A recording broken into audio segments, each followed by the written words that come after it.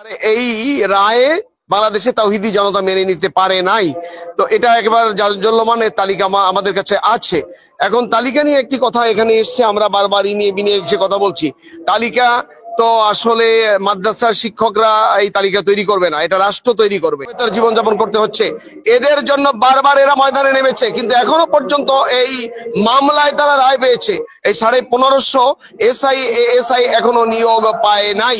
তাহলে এদেশের জনগণ হতবুদ্ধ হয়ে আছে যে কারা দেশ চালাচ্ছে।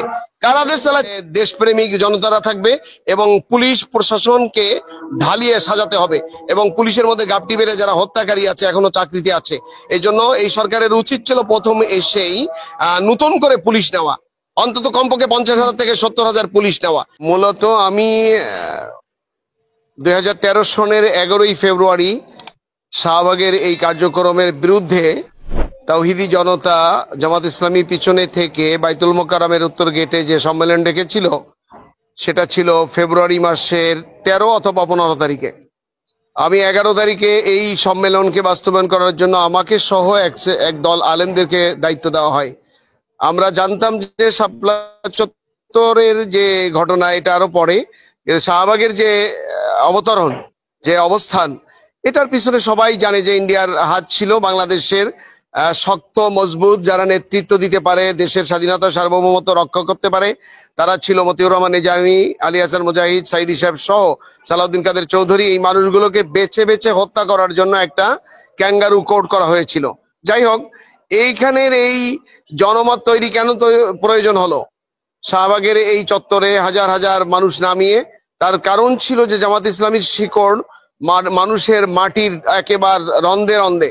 যদি এই নেতৃবৃন্দকে গ্রেফতার করার পরে এদেরকে অপ্রীতিকর কোনো জীবন মৃত্যুদণ্ডর কোনো রায় দেওয়া হয়, তাহলে লক্ষ লক্ষ মানুষ ময়দানে নেমে আসবে। যে রায় আমরা দেখেছি ফেব্রুয়ারি মাসের 2013 সনের 28শে ফেব্রুয়ারি, আমি তখন জেলে ছিলাম, আল্লামা সাইদ হিসাবে ছেলে সহ। তো যাই হোক, আমি যে কথাটা বলতে চাচ্ছিলাম সেটা একটু বলতে হয় এই জন্য যে আমরা এই সম্মেলনকে, বাইতুল মোকাররমের এই সম্মেলনকে বাস্তবায়ন করার জন্য, সফল করার জন্য ফখরুল ইসলাম আলমগীর সাহেবের বাসায় যাই 11 তারিখ সকাল 8টা সাড়ে 8টার দিকে। সেখান থেকে আমি 9:30টার দিকে যখন বের হই, তখন আমাদের গাড়িটি কট করা হয় পুলিশ দিয়ে, পরে ডিবিতে নিয়ে যাওয়া হয় এবং আমাকে পূর্ববর্তী মামলায়, আমি এবং সাইদ হিসেবে ছেলে ছিল ওই গাড়িতে, তো ডিবিতে নিয়ে যাওয়া হয়। পরে মতিঝিলের 3টা মামলায় আমাদেরকে অ্যারেস্ট করা হয়। এরপরে আমাদেরকে 4 দিন রিমান্ডে রাখা হয় মতিঝিল থানায়।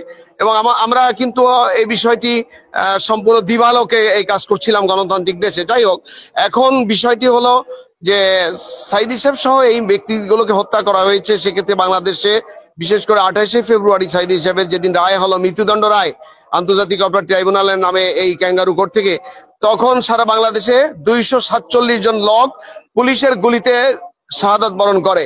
তার এই রায়ে বাংলাদেশে তাওহিদি জনতা মেনে নিতে পারে নাই। তো এটা একবার জাজ্জল্যমানের তালিকা আমাদের কাছে আছে। এখন তালিকা নিয়ে একটি কথা এখানে এসছে, আমরা বারবার নিয়ে এসে কথা বলছি। তালিকা তো আসলে মাদ্রাসার শিক্ষকরা এই তালিকা তৈরি করবে না, এটা রাষ্ট্র তৈরি করবে। এই তালিকা তৈরি করবে, ওই তালিকা তো তৈরি করবে। এই তালিকা তো দুইটি দরকার। আমরা জুলাই মাস থেকে অগস্ট মাসে হেফাজত ইসলামের তো একটা দায়িত্ব আছে যে তাদের সংগঠনের কে কে মারা গিয়েছে, রাষ্ট্রের দায়িত্ব আছে। আমি একটু বলি, বাংলাদেশে হাসিনা, আপনি আমার কথাটা নেন আগে। বাংলাদেশের যে মানুষগুলোকে হত্যা করা হয়েছে ভারতের সেবাদাস নামের ওই সরকারের সময়, এখন এই আন্দোলনের পর, বিপ্লবের পরে যে সরকার আসলো, সেই সরকারের এতগুলো মাস, প্রায় বছর কেটে আসতেছে, এই সময় এসে 2টি তালিকা জাতির কাছে পেশ করা তাদের ফরজ ছিল। একটি হলো হেফাজত ইসলামের এই হত্যার তালিকা, আর একটি হলো এই জুলাই বিপ্লবে যারা হত্যা হয়েছে তাদের কি তালিকা আমরা পেয়েছি? তাহলে কারা রাষ্ট্র চালাচ্ছে? এটা আমার প্রশ্ন জাতির কাছে, বিবেকের কাছে, জাতির বিবেকের কাছে, গোটা বিশ্ববাসীর কাছে। আমি আরো কিছু কথা বলতে চাই। সে কথাটি হলো, আমি একজন চিন্তাশীল মানুষ। অগস্ট মাসের 8 তারিখে সরকার গঠন হয়, তখন আমি ফিল করতেছিলাম যে সকল উপদেষ্টারা, এই উপদেষ্টা হচ্ছেন অন্তর্বর্তীকালীন সরকার, তাদেরকে জনগণ খুব আস্থার সাথে নিতে পারছিল না। তখন হাসান আরিফ সাহেব আমার খুব মহব্বতের মানুষ। আমি যখন জেলে গিয়েছিলাম, হাসান আরিফ সাহেব তখন আমার ফ্যামিলির খরচ পাঠিয়েছে আমার বাসায়, তার পিওকে দিয়ে। পিওর নাম ছিল নবিরুল ইসলাম।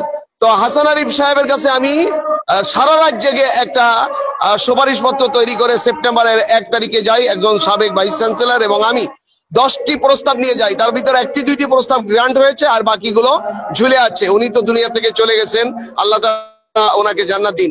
আমি আরো একটি বিষয় বলতে চাই। আজকে হলো রমজান মাস, বদরের যুদ্ধ সংগঠিত হয়েছিল এই রমজানে।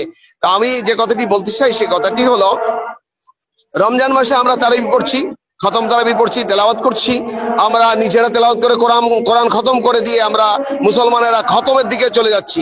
কিন্তু কোরআনের প্রতিষ্ঠা করার যে কাজ, সেই কাজটি রাসূল সাল্লাল্লাহু আলাইহি সাল্লাম করার কারণে 17 রমজান বদরের যুদ্ধ সংগঠিত হয়েছিল কাফেরদের সাথে। মুসলমানদের সংখ্যা ছিল 313 জন, কাফেরদের সংখ্যা ছিল 1000-এর অধিক। তো 17 রমজান এই বদর সংগঠিত হয়েছিল। কিন্তু আজকে বাংলাদেশ যে একটা সংকটকালে অবতীর্ণ হয়েছে, যে উপদেষ্টারা আছে, এই উপদেষ্টারা যদি ব্যর্থ হয় তাহলে এরা অনেকেই পালিয়ে চলে যাবে। কিন্তু বাংলাদেশে মরতে মরবো আমি, আপনি, যারা তাওহীদি জনতা, টুপিওয়ালা, দাড়িওয়ালা, আলেম ওলামারা। এই জন্য আমার কথা হলো, বাংলাদেশে ওই সরকারের সময় 1550 এসআই এএসআই অনৈতিকভাবে, অন্যায়ভাবে বিভিন্ন মামলা, বিভিন্ন অপরাধ ঘাড়ে দিয়ে তাদেরকে চাকরিচ্যুত করা হয়েছে। তাদের অনেকেরই মানবেতর জীবনযাপন করতে হচ্ছে। এদের জন্য বারবার এরা ময়দানে নেমেছে, কিন্তু এখনো পর্যন্ত এই মামলায় তারা রায় পেয়েছে। এই 1550 এসআই এএসআই এখনো নিয়োগ পায় নাই। তাহলে এদেশের জনগণ হতবুদ্ধ হয়ে আছে যে কারা দেশ চালাচ্ছে, কারা দেশ চালাচ্ছে। লাকিরা ময়দানে নামবে না কেন?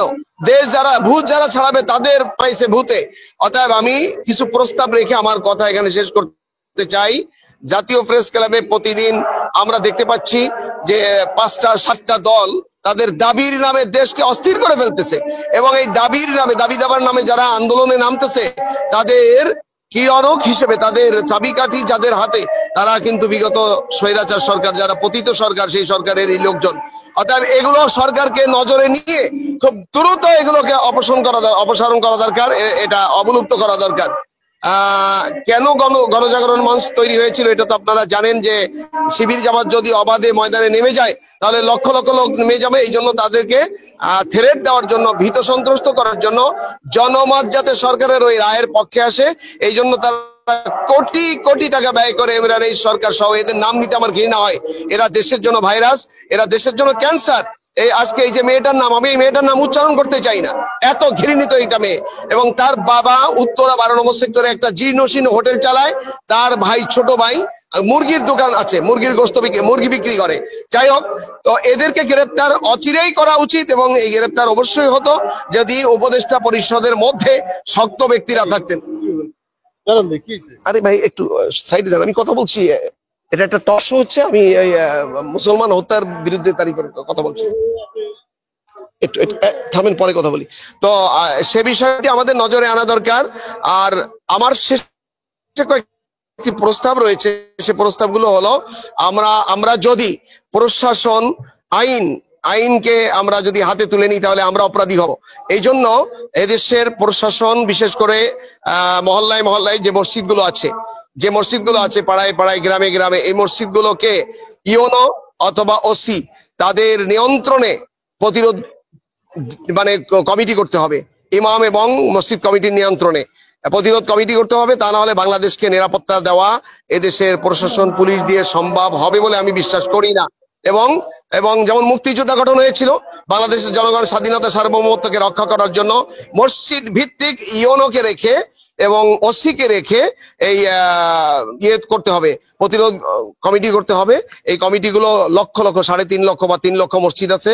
3 লক্ষ মসজিদে যদি 3 লক্ষ কমিটি হয় তাহলে প্রায় 1-1.5 কোটি এই মেম্বার তৈরি হবে। এখানে মুসাল্লিরা থাকবে, এখানে দেশপ্রেমিক জনতারা থাকবে, এবং পুলিশ প্রশাসনকে ঢালিয়ে সাজাতে হবে। এবং পুলিশের মধ্যে গাপটি বেড়ে যারা হত্যাকারী আছে, এখনো চাকরিতে আছে। এই জন্য এই সরকারের উচিত ছিল প্রথম এসেই নতুন করে পুলিশ নেওয়া, অন্তত কমপক্ষে 50,000 থেকে 70,000 পুলিশ নেওয়া, অফিসার এবং সোলজার সহ, কনস্টেবল সহ। করে নাই। আর আপনি যখন ঢাকা থাকবে, আপনি যখন ঢাকায় থাকবেন এবং ইন্টারনেট ভালো থাকবে, এই সরকারের ব্যাপারে আমরা আরেকদিন আলোচনা করবো। এই প্রস্তাবগুলো আপনি সেই অনুষ্ঠানে দিলে আমার মনে হয় আরো একটু ভালো হবে।